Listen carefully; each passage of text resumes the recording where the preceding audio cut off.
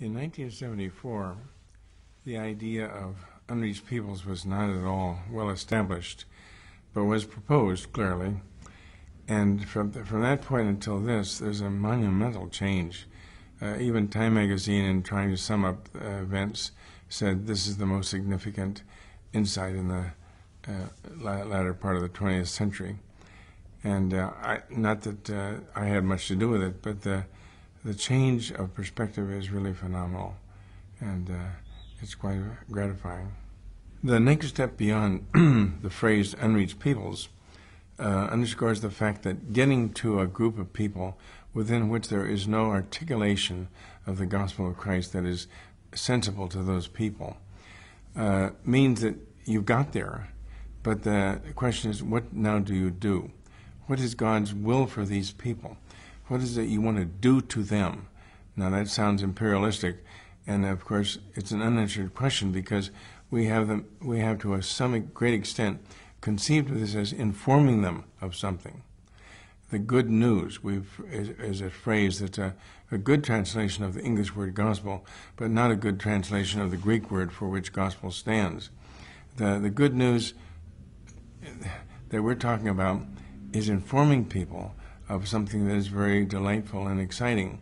But God's kingdom, when Jesus said, the kingdom of heaven is at hand, believe, he didn't mean assent intellectually. He meant yield to that kingdom. And to that kingdom, then, against the kingdom of darkness, we immediately confront the fact that when Paul spoke to Agrippa and talked about opening people's eyes, who already could see, but who couldn't see what was really true, and then delivering them from that darkness and from the power of Satan, this was a perspective that is not common in evangelical circles.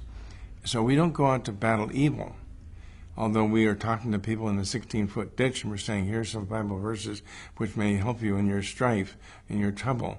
We've got to get these people out of that ditch, and to get them out of the hands of Satan is a very significant part, which goes beyond simply finding unreached peoples.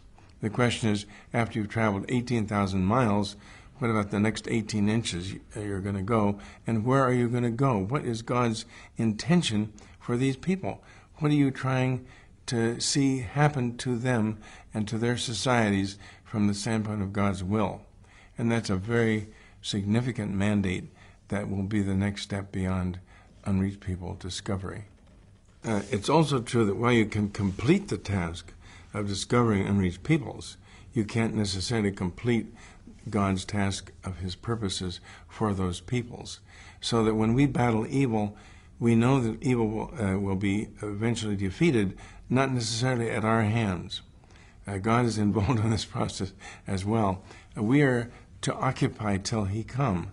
We're not very clear. The Bible doesn't tell us exactly how much human beings will be able to complete as distinct from what God intends to have happened.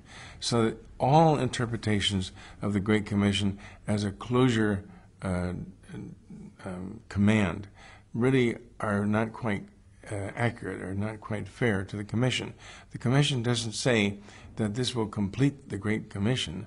The Great Commission itself is simply an activity which we're mandated to pursue. And we can complete certain aspects of that task, but we have no knowledge at this point of the ultimate completion of God's purposes.